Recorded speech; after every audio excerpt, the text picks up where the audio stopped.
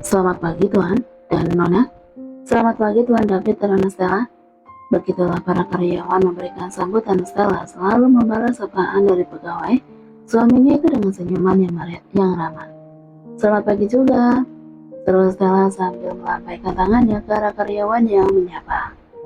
Istri dari CEO mereka sudah menjadi idola semenjak dulu. Selain cantik dan ramah, Stella bukanlah gadis yang sombong seperti para wanita lain yang bahkan derajatnya masih di bawah Stella. Nona Stella selalu saja terlihat cantik dan menawan ya, ucap salah satu karyawan pria. Hati-hati kalau bicara, nanti Tuan David dengar kita bisa dipecat. Jawab salah seorang lagi. Tapi aku memang mengatakannya sebenarnya. Ya, semuanya juga sudah tahu. Nona Stella lebih pantas menjadi selebritis Hollywood saja, ucap seseorang karyawan wanita. Memang tidak hanya karyawan pria yang mengagumi kecantikan Stella. Bahkan para karyawan wanita juga begitu mengaguminya. Dari arah belakang, Dania dan Danis baru aja datang dan mendengar kasak-kusuk para karyawan itu. Dania tampak tidak suka dengan ucapan para karyawan. Tapi memang dia mengakui bahwa saudara iparnya itu cantik luar biasa. Tidak hanya di luar, tapi di dalam jiwa Stella, inner beauty-nya begitu kuat terpancar. Dania mendatangi para karyawan yang sedang bergosip ria membicarakan atasan dan istrinya itu. Sedangkan Danis langsung masuk ke dalam lift meninggalkan Dania. Memangnya apa hebatnya Stella?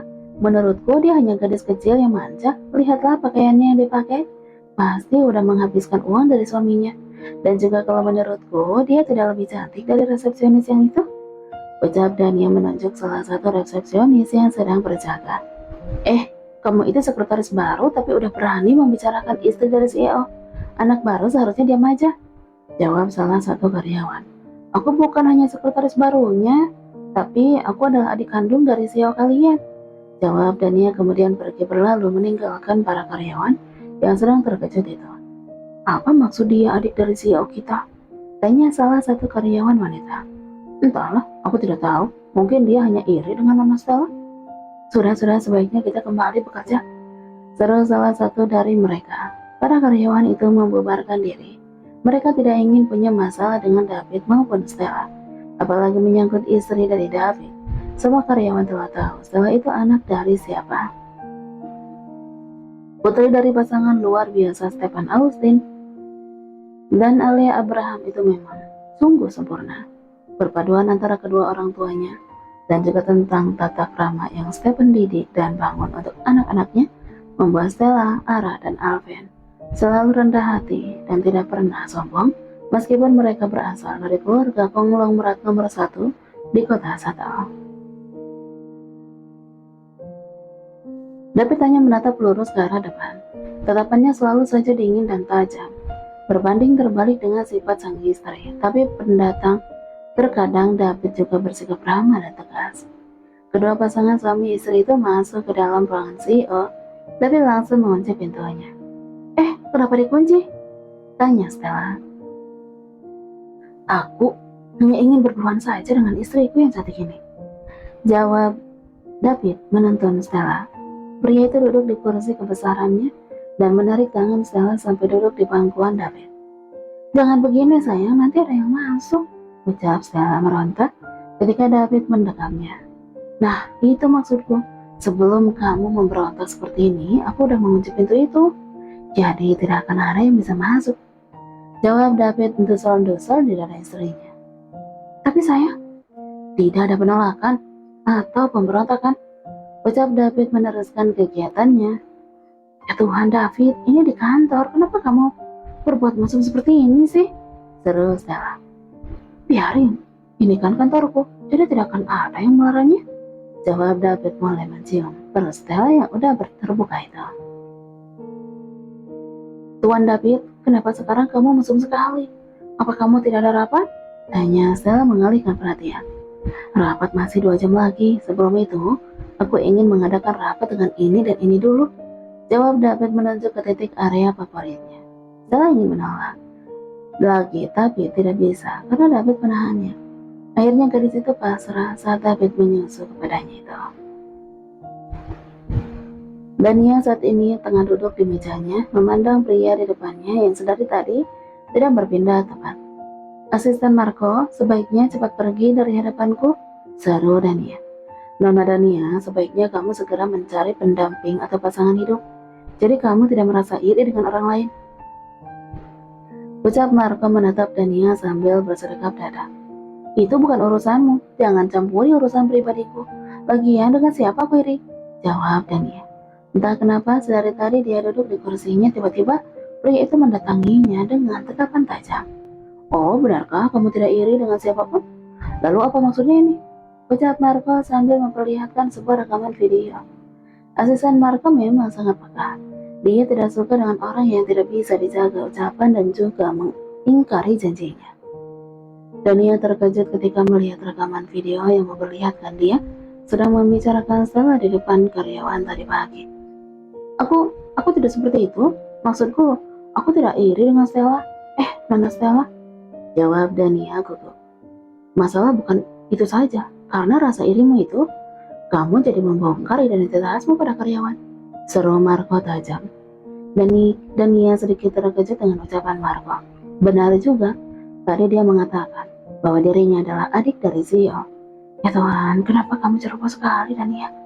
Gerutu Dania dalam hati. Maafkan aku, asisten Marco. Tolong jangan bicarakan ini pada David, please.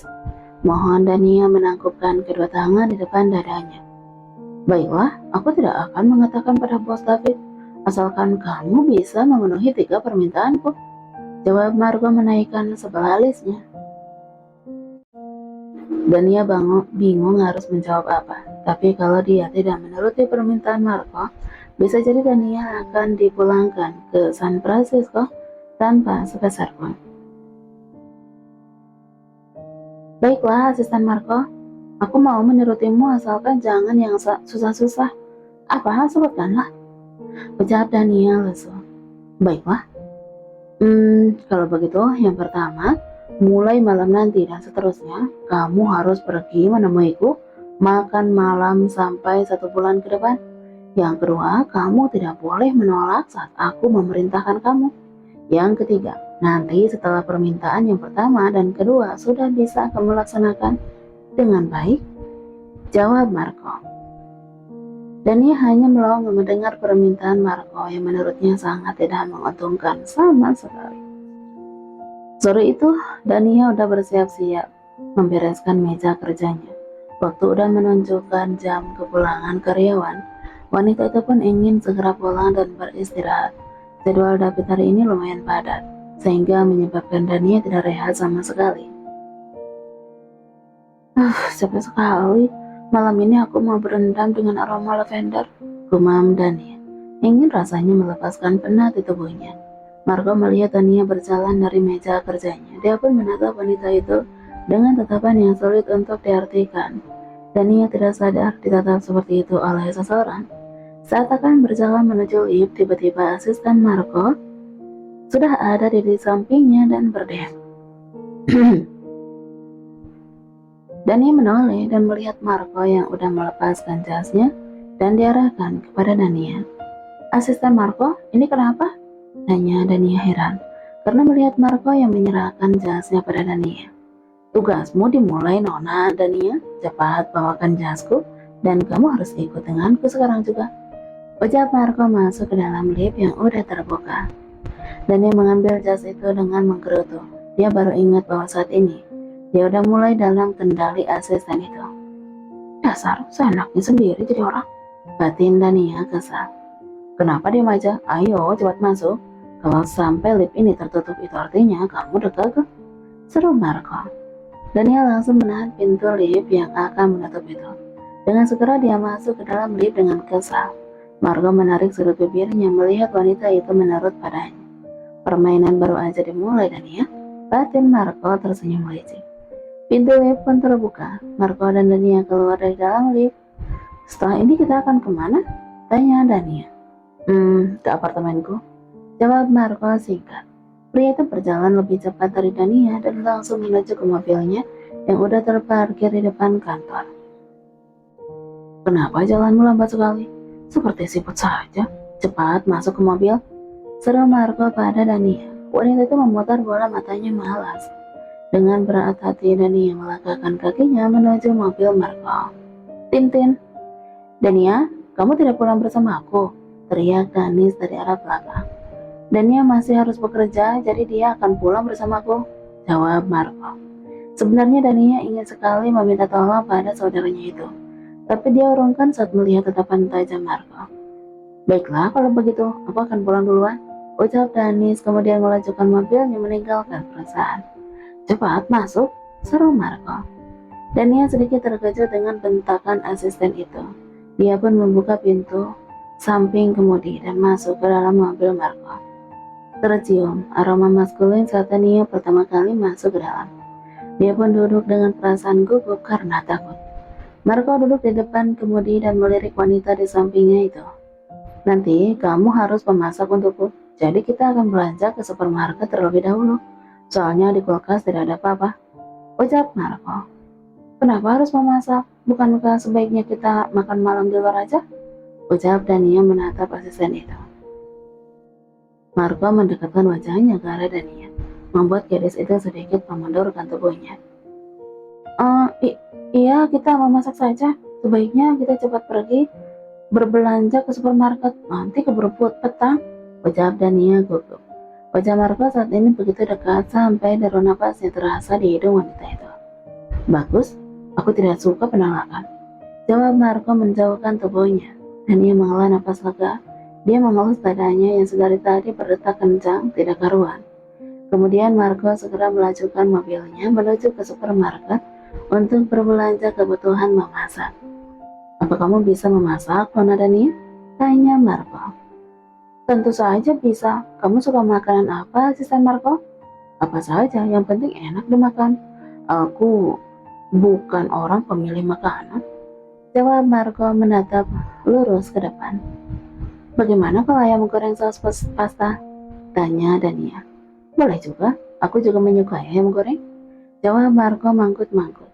Mereka telah sampai di supermarket dan segera masuk untuk mencari buah makanan.